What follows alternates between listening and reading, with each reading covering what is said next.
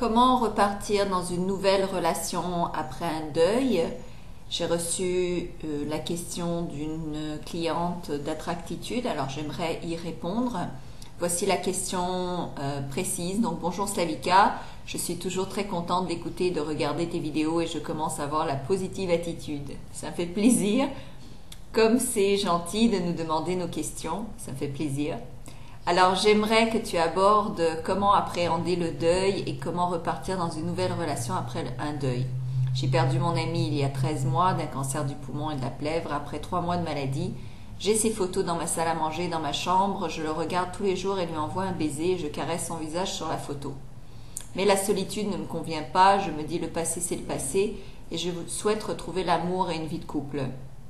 J'ai fait mon tableau de visualisation avec un couple enlacé sur la plage, avec une date butoir de rencontre le 5 juin 2014. Je me répète, je suis heureuse car l'homme de rêve m'aime profondément et pour toujours. Je me dis que je partirai en vacances à la mer cet été avec lui. Qu'en penses-tu?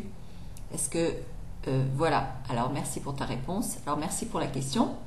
Alors, voilà ma réponse. Alors, petite A, je vous conseille fortement de retirer toutes les photos de votre ami défunt de la maison parce qu'évidemment ça bloque les énergies pour rencontrer quelqu'un d'autre, c'est comme s'il était encore là. Et alors comment voulez-vous que quelqu'un d'autre sente à l'aise de venir chez vous alors que vous avez encore ces photos-là? Donc inconsciemment vous allez bloquer l'entrée de quelqu'un d'autre dans votre vie parce qu'il y a encore cet être-là chez vous. Deuxièmement, faites votre deuil complètement. Ne vous fixez pas un but qui est trop rapproché par peur d'être seul ou parce que vous voulez sauter dans une nouvelle relation, mais vraiment faites d'abord le deuil complet de cet être chéri et dites-lui adieu, il est parti. Je veux dire, c'est triste, mais c'est ainsi, vous avez, vous, une vie à vivre et vous avez en fait plein de raisons de vivre le bonheur et de vivre une nouvelle relation amoureuse. Et c'est important de se guérir et de faire le deuil et de dire adieu correctement et de voir en fait qu'est-ce que vous avez aimé chez cette personne-là pour peut-être retrouver ces qualités chez quelqu'un d'autre et qu'est-ce que vous n'aimiez pas, que vous détestiez, pour peut-être ne plus retrouver ces défauts-là chez quelqu'un d'autre. Et aussi, je vous dirais, c'est important de laisser le temps au temps, comme on dit. Des fois, c'est mieux de ne pas courir après l'amour, mais de laisser l'amour venir, et surtout de se retrouver, de se faire plaisir, de savoir qui on est, qu'est-ce qu'on aime, qu'est-ce qu'on n'aime pas.